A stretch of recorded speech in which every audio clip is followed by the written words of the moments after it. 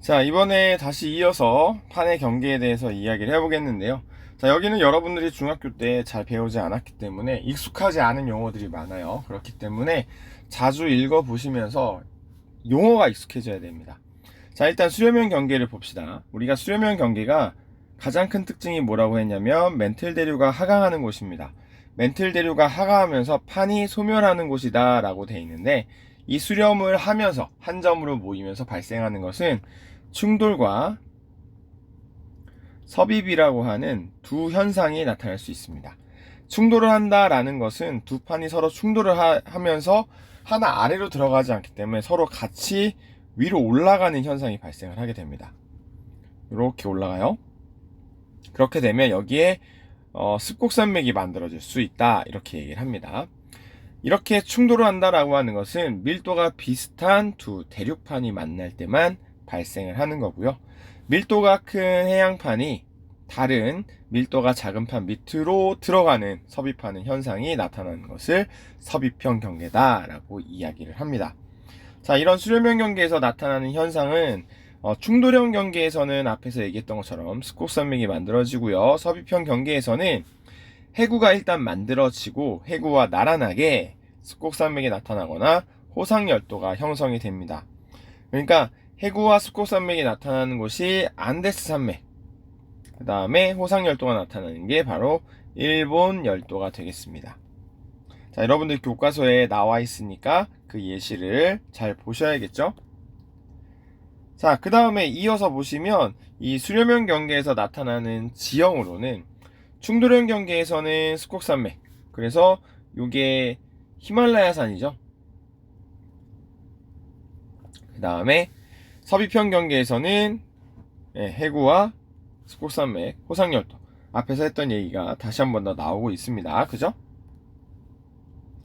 자, 지각 변동을 볼까요? 자, 지각 변동을 보시면 충돌형 경계에서는 화산 활동은 거의 없다고 써있죠. 지진이 활발합니다. 보통 우리가 지진을 조금 정확하게 따진다고 그러면 천발 지진부터 해서 보통 중발 지진까지 나타난다고 하고요. 그 다음에 섭입형 경계에서는 섭입대라고 하는 게 뭐냐면 아까 우리가 그림을 그렸을 때 섭입형 경계를 이렇게 그렸었어요. 판이 이렇게 해서 이런 식으로 바다가 있고요. 멘틀 대류가 하강을 하면서 요 판이 밑으로 이렇게 들어간다고 그랬죠. 우리가 이 섭입대를 여기를 섭입대라고 해요. 이렇게 판이 들어가고 있는 쪽. 네, 그러면서 여기에 들어가면서 서로 부딪히고 여기에서 마그마가 형성이 되는 거거든요. 그래서 이러면서 화산활동과 지진이 활발하게 일어난다 라고 했습니다. 그래서 여기 지진은 얕은 천발 지진부터 가장 깊은 신발 지진까지 모두 나타난다, 이렇게 이야기를 해요. 하지만 우리는 지금 과정에서는 그냥 얕은 지진, 깊은 지진 요 정도로만 구분을 하셔도 충분할 것 같습니다. 자, 종합을 해볼까요? 자, 수렴형 경계는 멘틀 대류가 하강하는 곳이고 판이 어떻게 된다? 그쵸, 판이 충돌 또는 섭입을 하면서 판이 소멸하는 겁니다. 소멸하는 거예요.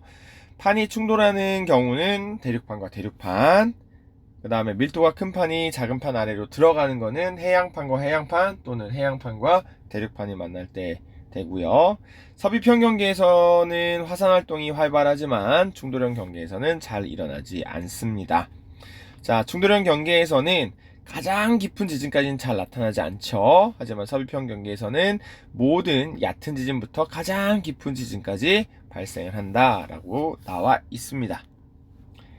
자, 이 녀석들이 그 지도상에서 어디에 있는지 알아야 된다고 얘기했죠. 자, 일단 충돌형 경계를 먼저 볼게요. 충돌형 경계는 여기 있는 인도와 중국 쪽, 그쪽입니다. 그래서 여기는 대륙판과 대륙판이 만나고 있는 히말라야 산맥, 충돌형 경계라고 얘기하고요. 나머지는 모두 다 지금 현재 수렴형 경계 중에 섭입형입니다. 자, 일본을 한번 볼까요? 자, 일본은 보라색으로 볼까요? 자, 일본 여기 있습니다. 일본 같은 경우에는 대륙판과 해양판이 만나는 대표적인 경계입니다. 태평양판과 유라시아판 또는 필리핀판과 유라시아판 이렇게 있는데, 태평양판과 필리핀판이 해양판이거든요. 걔가 유라시아판 밑으로 섭입을 하고 있습니다. 그 다음에 나스카판과 남미판 있죠. 그래서 나츠카판이 남미판 밑으로 들어가면서 페루칠레 해구와 안데스 산맥이 만들어지고 있습니다. 그 다음에 해양판과 해양판이 만나는 대표적인 곳이 태평양판과 필리핀판이 만나는 경계입니다. 자, 여기가 마리아나 해구가 만들어지는 유명한 곳이다 라고 알려져 있죠. 자, 이번엔 발사형 경계예요. 자, 발사형 경계는 멘틀 대류가 상승입니다. 상승. 멘틀 대류가 상승을 하면 요 밑에 있는 판이 들어 올려지면서 끊어지는 겁니다. 끊어지니까 거기로 마그마가 올라오죠. 자, 그러면서 새로운 판이 형성되는 곳이다 라고 나와 있네요. 자, 어디에 있냐? 자, 지형 같은 경우에는 해양이 끊어지면서 만들어지는 그 해저 지형을 우리는 해령이라고 하는데, 아무래도 멘틀 대류가 상승을 하면서 땅이 위로 솟구쳐 오르니까 바다에서는 긴 산맥이 연결되는 것처럼 나타나요. 그래서 이거를 해령이라고 하는 거고요. 대륙이 끊어지는 경우에는 대륙은 상대적으로 땅이 갈라지면서 나타나는 현상으로 보이기 때문에 요 안에 마그마 활동이 있으니까, 화산 활동이 있으니까 열곡대라고 이야기를 합니다. 자, 열곡대가 어디에 있는지 나중에 한 번에 또 보도록 할게요. 자, 예, 동아프리카 열곡대 있고요. 그 다음에 이제 지각 변동을 보게 되면 여기에서 나타나는 거는 땅이 서로 멀어지면서 끊어지면서 지진이 발생하죠. 이 지진은 얕은 지진이라고 하는 천발 지진만 보통 나타나고요. 화산 활동이 매우 활발하게 나타납니다. 물론 여기서 이 화산 활동으로 만들어지는 땅은 대부분 해양 지각이 만들어지는 겁니다. 자, 정리를 한번 해볼까요? 자, 멘틀 대류의 상승부에 해당하는 부분을 어디다? 발사형 경계다. 판이 서로 멀어지게 되고요. 판이 멀어지면서 새로운 판이 생성되는 곳이고, 천발 지진과 화산 활동이 매우 활발하게 일어납니다. 자, 그러면 여기에서 해령을 중심으로 해서 나타나는 약간 특징을 보게 되면, 해령을 중심으로 해서 서로 멀어지게 된다라고 하면 해양 지각의 나이가 당연히 많아지겠죠. 바로 해령 중심에서 새로운 판이 만들어지니까. 그쵸? 그 다음에 이 판이 들려 올려진 상태에서 밑으로 내려가다 보니까, 밑으로 내려가기 때문에 수심이 점차 증가하는 경향성을 보이고요. 그 다음에 해저 퇴적물의 양도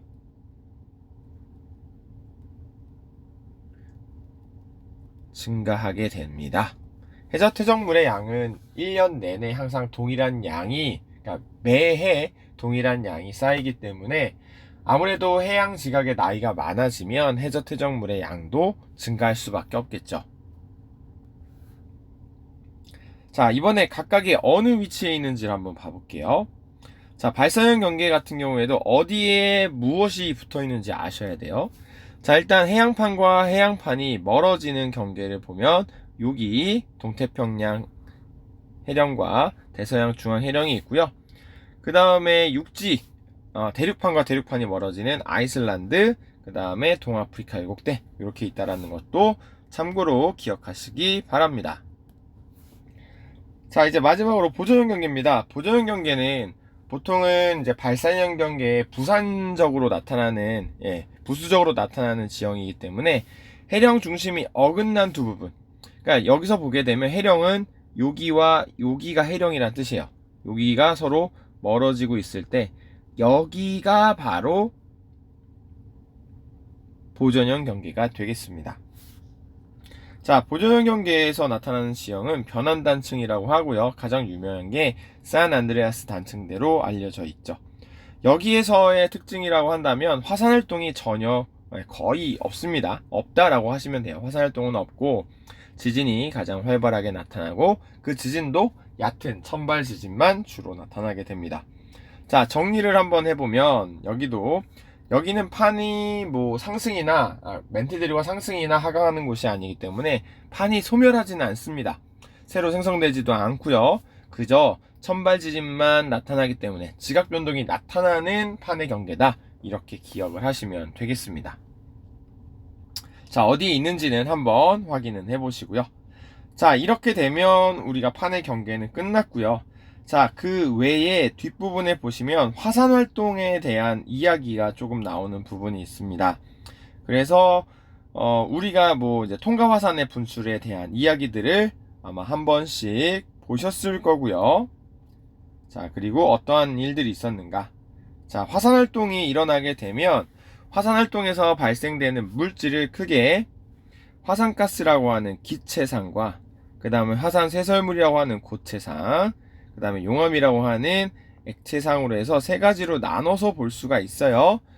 자, 화산쇄설물은 그 입자의 크기에 따라서 화산암개, 화산역, 화산재, 화산진으로 나뉘어지고요. 기체를 보게 되면 화산가스는 대부분 수증기입니다. 그리고 이산화탄소와 이산화황이 있는데 이 이산화탄소와 이산화황이 보통 일반적으로 산성비를 일으키게 되고요. 그리고 여기 있는 화산재와 화산재는 염기성을 띠기 때문에 땅을 알칼리화를 시켜서 결론적으로는 화산재에 의해서 만들어진 땅은 매우 비옥해진다라는 것도 꼭 기억을 하셨으면 좋겠습니다.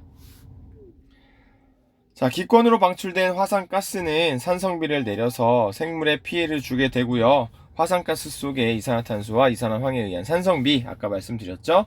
자, 그 다음에 화산쇄설물은 햇빛을 차단하여 항공기 운항에 지장을 주기도 하고요. 이런 화산재에 의한 우산 효과는 지구 기온을 하강시키는 영향을 주기도 합니다.